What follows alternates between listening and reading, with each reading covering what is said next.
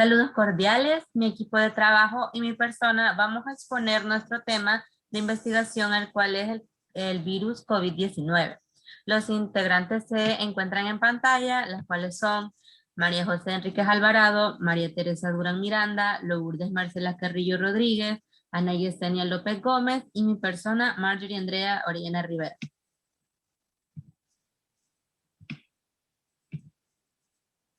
A modo de introducción, se sabe que el 31 de diciembre de 2019 la OMS tuvo noticia por primera vez de la existencia de un nuevo virus, al ser informado por un grupo de casos de neumonía vírica que se había declarado en Wuhan, en la República Popular de China.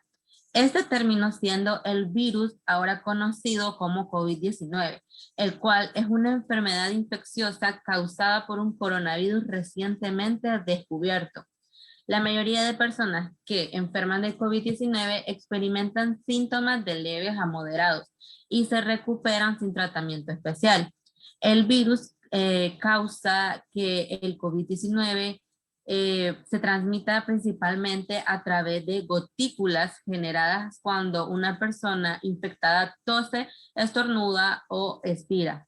Entre las personas que desarrollan síntomas, la mayoría, que está en un alrededor del 80%, se recuperan de la enfermedad sin necesidad de recibir un tratamiento hospitalario.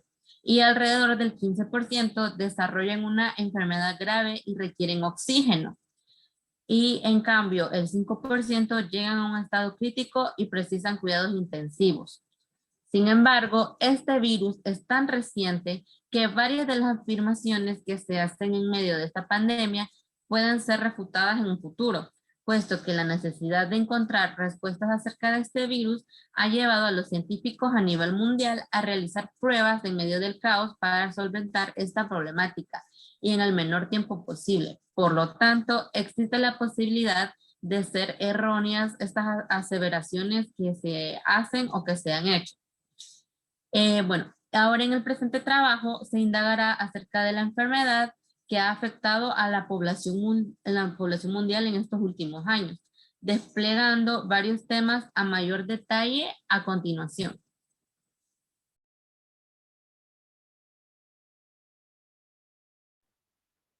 Mi nombre es Ana Yesenia López y para comenzar, nuestra situación problemática se centró en contestar a la pregunta: ¿qué factores se consideran como mayores influyentes en la propagación del COVID-19?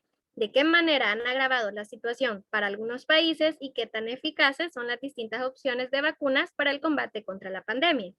Se sabe que el COVID-19 es una enfermedad infecciosa cuyo descubrimiento ha sido relativamente reciente, siendo declarada emergencia de salud pública de preocupación internacional por la Organización Mundial de la Salud y considerada en primera instancia como epidemia y posteriormente caracterizada como pandemia, debido a su rápida propagación y contagio alrededor de varios países. A pesar de ser el mismo virus, es muy notorio que las consecuencias han sido diferentes según cada región y cada sector se ha visto afectado de diferente manera. Las cifras de contagios y decesos son muy variadas entre un país y otro, debido a que en cada nación existen factores que bien pueden contribuir a la propagación o frenar su desarrollo.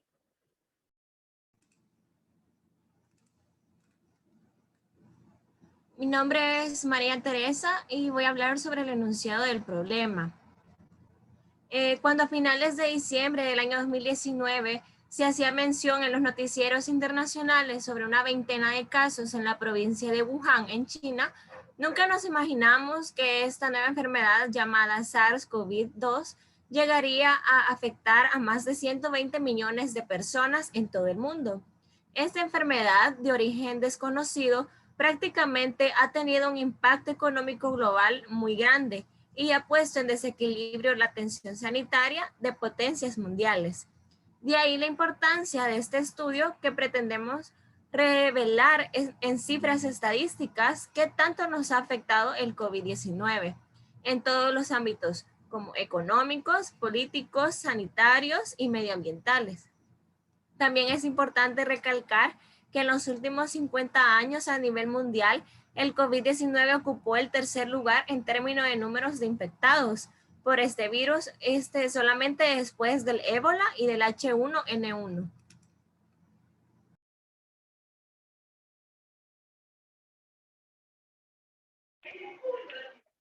Objetivos. Objetivo general. Tenemos que indagar acerca de la enfermedad que ha afectado en los últimos años a la población mundial. También tener en claro los riesgos epidemiológicos que ha conllevado esta enfermedad a generarse como una pandemia, a su vez teniendo en cuenta los síntomas que presenta y cómo esto puede generar una cierta mutación y desarrollarse de diferente manera en cada cuerpo.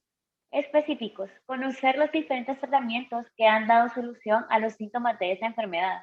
También evaluar la eficacia de las vacunas desarrolladas hasta el momento y el índice de vacunación mundialmente llevada hasta el momento.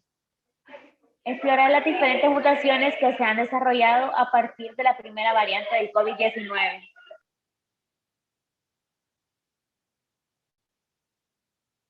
Mi nombre es Lourdes Carrillo y voy a hablarles acerca de la justificación. La presente investigación se ha realizado con el fin de demostrar la incidencia del COVID-19 en la población en todos los ámbitos, pero enfocándose principalmente en el ámbito de la salud y cómo esta enfermedad ha ido afectando a lo largo de estos últimos años. Se brindará información actualizada acerca de las distintas evoluciones de este padecimiento, dando a conocer su origen, sus síntomas, sus causas, sus consecuencias, prevenciones y también una posible solución a la enfermedad.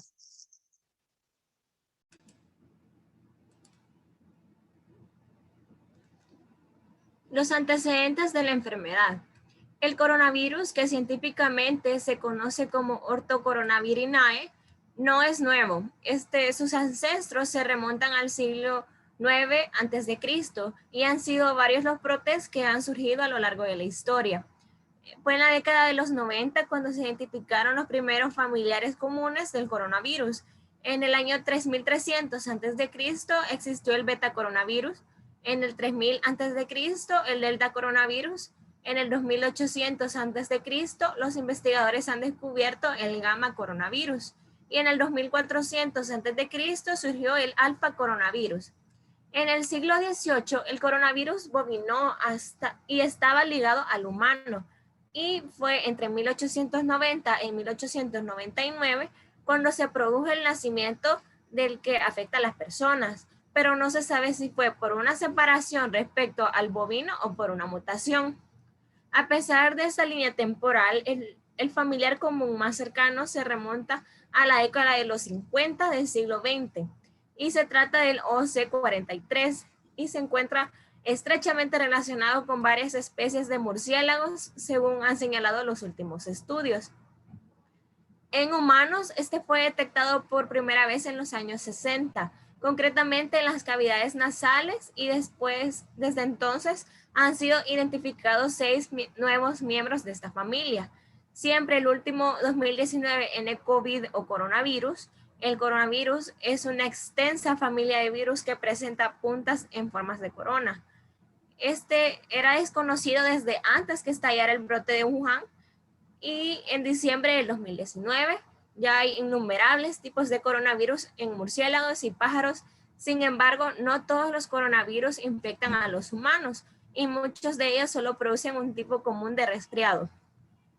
Según The Journal of Virology, el ancestro común más reciente de estos virus tiene unos 10.000 años, pero es probable que las primeras versiones de coronavirus hayan existido hace millones de años y probablemente desde antes de pájaros y murciélagos.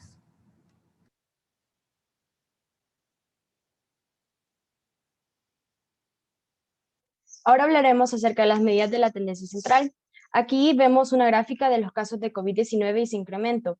Estos datos son gracias al gobierno de El Salvador.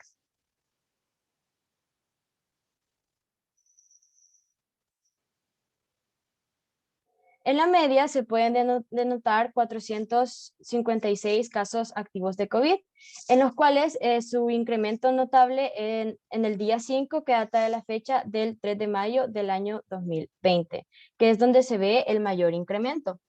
Ahora en la mediana tenemos que vamos a utilizar la fórmula. En este caso la n lo sustituimos por el número de semanas, más 1 que ya viene en fórmula entre 2. Entonces sería 5 más 1, que serían 6, entre 2, y esto sería 3, que sería el caso de resultado, que sería la mediana es de 3.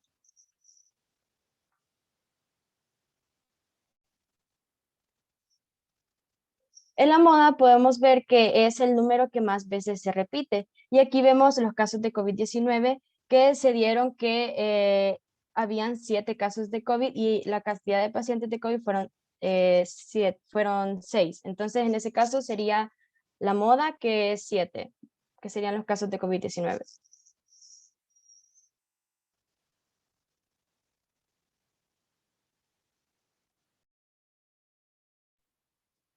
En cuanto a las medidas de dispersión, los datos se basaron en la información de las siguientes tablas, las cuales se obtuvieron del Laboratorio de Sistemas de Información Geográfica y Teledetección de Ciencias Naturales y Matemáticas de la Universidad de El Salvador. En las tablas podemos ver a los diferentes municipios y sus respectivas cifras de casos nuevos diarios durante el mes de agosto. Con base a la información de ambas tablas se obtuvieron los datos para resumir la información en una sola.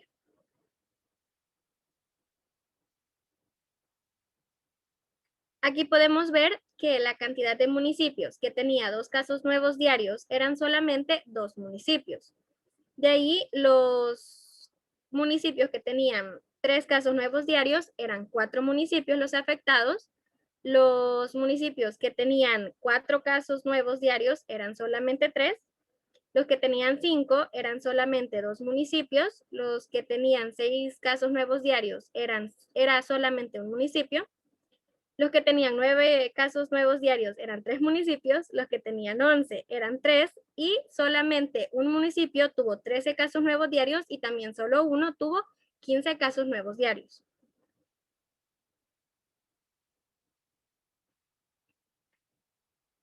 Con base a estos datos se obtuvo la tabla de frecuencia. Con ayuda de esta tabla obtuvimos las medidas de dispersión, las cuales son la varianza, la desviación estándar, el rango estadístico y el coeficiente de variación.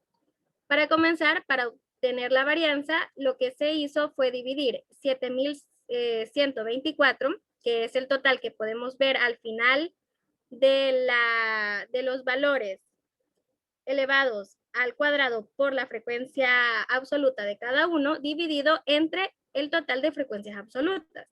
Se obtuvo 12.687.44. De ahí, ese mismo dato se le sacó la raíz cuadrada y se obtuvo 356.2. Ahora bien, para obtener el rango estadístico, lo que se hizo fue dividir el dato mayor menos el dato menor de la tabla anterior de los casos nuevos diarios y se obtuvo 13. Y se hizo lo mismo, pero con la cantidad de municipios afectados y el valor fue de 3. Finalmente, el coeficiente de variación, lo que se hizo fue dividir la varianza entre la media aritmética y se obtuvo 16.805.19.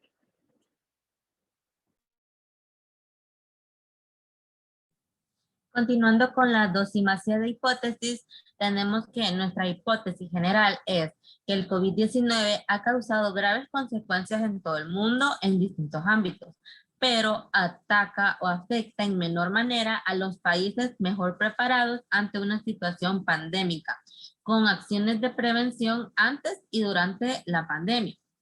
Como hipótesis específicas tenemos que la primera es que las personas mayores con enfermedades cardiovasculares, diabetes, hipertensión arterial, enfermedades respiratorias crónicas y cáncer corren mayor riesgo al presentar el virus y los niños resultan ser los más resistentes de la sociedad frente al coronavirus. Como tercer hipótesis, como segunda hipótesis, se tiene que el mundo entero se someterá a una de las mayores crisis económicas y sociales no vistas desde la Gran Depresión de 1929. Y como tercera hipótesis se tiene que es un virus originado en Wuhan, China, el cual en algún momento se salió de control sin antes haber desarrollado un antídoto o sus contrapartes, siendo así uno de los virus más letales que el mundo ha experimentado, asesinando a millones de personas y dejando en precarias condiciones de salud a otras millones más.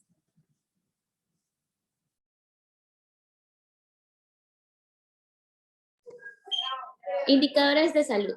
Todas las estrategias de prevención que el gobierno ha venido implementando desde el inicio de la crisis sanitaria han dado excelentes resultados en la protección de la vida de los pobladores. Como primer indicador tenemos que en la región centroamericana se registró 148.118 casos activos de COVID-19 hasta esta fecha, aunque la mayoría de pacientes son asintomáticos. Hay un 20% que requieren ser hospitalizados por presentar síntomas entre moderados a graves. En El Salvador se reporta hasta este día 759 casos activos de COVID-19, la cifra más baja en la región, ya que todos los pacientes han sido diagnosticados a través de la prueba de PCR, que es una reacción a la cadena de polimerasa, por sus siglas en inglés, con un resultado positivo. El país que mantiene la mayor cantidad de casos activos es Honduras, ya que presenta 110.774, siguiendo con Costa Rica con 20.540, Guatemala registra una cantidad de 11.015 y Panamá con 5.030. La Organización Mundial de la Salud, OMS, ha retomado estas acciones para ocuparlas de referencia y que otros países puedan adaptarlas en su territorio para limitar los contagios del virus. A esas referencias ocupan, ya que en el país al inicio de la pandemia se tuvo un buen control sobre esta, así pudiendo reducir varios contagios y cerrando aeropuertos, fronteras, para reducir y agravar los casos de COVID.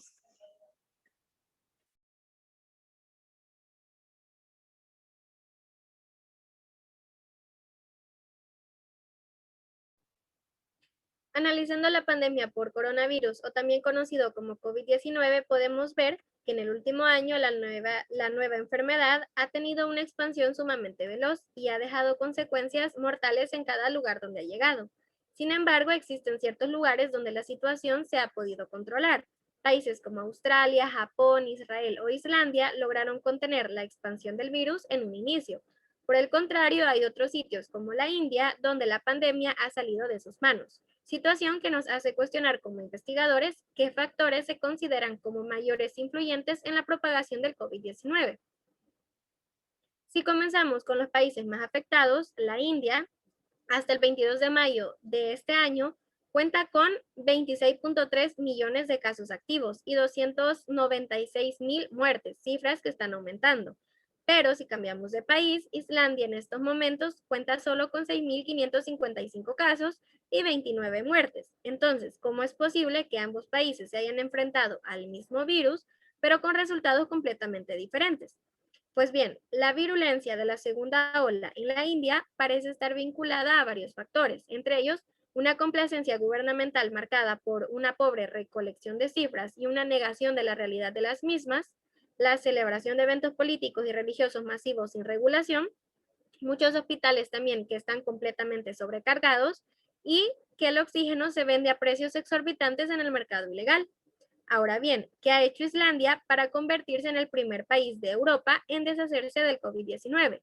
Según el epidemiólogo jefe de Islandia, cuando la BBC le preguntó exactamente cómo lo había manejado, él dijo que de inmediato decidieron realizar pruebas, rastrear contactos y aislar a todos los diagnosticados. Hicieron esto de manera agresiva, desde el primer día. Su equipo de rastreo de contactos, integrado por detectives de la vida real, estaba en funcionamiento antes de que Islandia registrara su primer caso. Según estas declaraciones, Islandia se adelantó a los problemas que el nuevo coronavirus generaría, por lo tanto, desde un principio planearon cómo actuaría en el momento que el virus llegara a su país.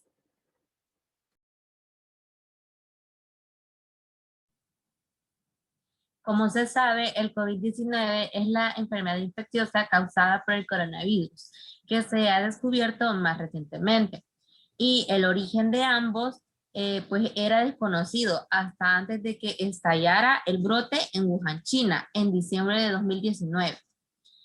Como los síntomas, tenemos que este virus afecta de distintas maneras en función de cada persona. La mayoría de las personas que se contagian presentan síntomas de intensidad leve o moderada y se recuperan sin necesidad de hospitalización. Los síntomas más habituales son los siguientes: fiebre, tos seca y cansancio. Otros síntomas menos comunes son los siguientes: dolor de garganta, diarrea, conjuntivitis, dolor de cabeza, pérdida del sentido del olfato o del gusto, erupciones cutáneas o pérdida del color en los dedos de las manos o de los pies. Los síntomas graves son los siguientes: dificultad para respirar o sensación de falta de aire, dolor o presión en el pecho y la incapacidad para hablar o para moverse. Lo recomendable es que las personas que sufran síntomas leves y tengan un buen estado de salud general se confinen en casa. De media, las personas que se contagian empiezan a presentar síntomas en un plazo de 5 a 6 días desde que se infectan, pero pueden tardar hasta 14 días.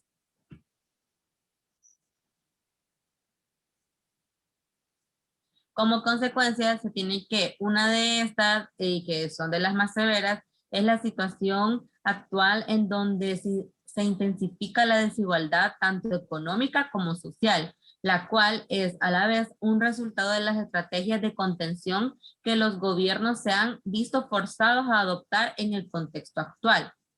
El primer canal de incidencia y probablemente el más obvio es la siguiente consecuencia, que es de las pérdidas educativas directamente asociadas en el cierre de las escuelas. Además, los shocks de oferta y demanda que ha causado la pandemia y las medidas de aislamiento que han forzado al cierre de actividades de numerosas empresas han causado la pérdida de muchos empleos.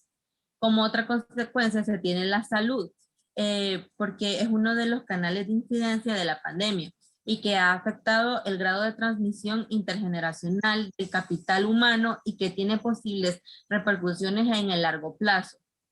Se tienen muchas otras consecuencias, los cuales son factores asociados a la presencia de la pandemia, tales como el miedo, la frustración, la falta de contacto, la falta de espacio personal y las pérdidas económicas familiares. Estos también pueden contribuir al impacto psicológico que se tiene en la propagación del COVID-19.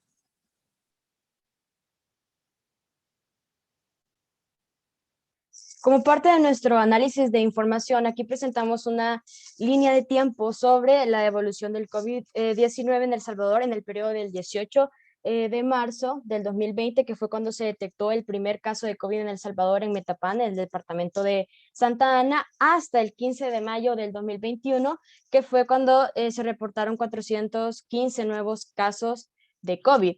Entonces, según informaciones recientes, se constató que el crecimiento de una pandemia o una epidemia que es viral suele ser de una manera exponencial, que esto significa que no se va a poder ver una duplicación de casos, sino un incremento mucho más rápido durante su fase, que es una fase de crecimiento.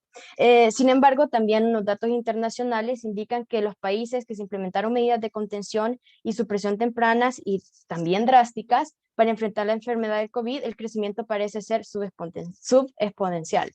Entonces, la evolución de la crisis sanitaria en El Salvador, generada por la pandemia del COVID-19 y sus efectos en diferentes ámbitos de nuestra sociedad, hace que sea necesario realizar un monitoreo de su evolución, su proceso, también impactos en la salud y en el desarrollo económico y también social.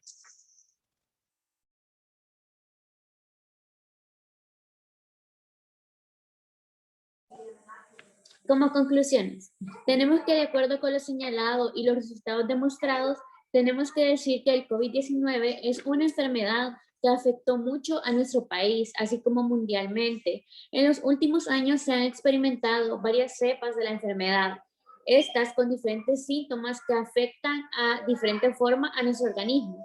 También tenemos que saber que con la información anteriormente dada y sus ejemplos, queremos que se den cuenta que el problema del COVID-19 en el país fue de una manera correcta y ha proporcionado la atención médica a cada ciudadano que padecía de esta enfermedad y se pudo evitar una segunda ola. También la vacunación está siendo un éxito ya que avanza rápidamente dependiendo la edad que la persona tenga.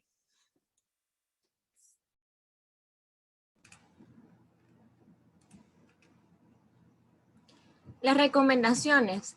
La pandemia que actualmente vivimos ha enseñado a nivel mundial a las diferentes organizaciones relacionadas con la salud que todavía falta mucho que conocer sobre el virus del COVID-19 por lo que sugiere que para una mayor proporción de veracidad en los resultados se toman las siguientes recomendaciones: que se limite a 3 zonas de la República de El Salvador, o sea, la zona occidental, central y oriental, para que se tome el muestreo del hisopado nasofaríngeo y detectar las incidencias y prevalencia de la enfermedad por cada una de esas áreas. También, como segundo punto, tenemos que llevar a un control más estricto con los reportes epidemiológicos de las clínicas médicas y hospitales privados que atienden a la población con esta enfermedad. Tercero, pasar encuestas a la población de alto riesgo en la cual se verifique la presencia de esta enfermedad, los posibles contagios en determinadas áreas para la realización de un cerco epidemiológico como una forma de controlar mejor la pandemia. Y por último, exigir a los responsables que reporten los datos estadísticos, que lo realicen con mayor veracidad y así poder evitar el subregistro.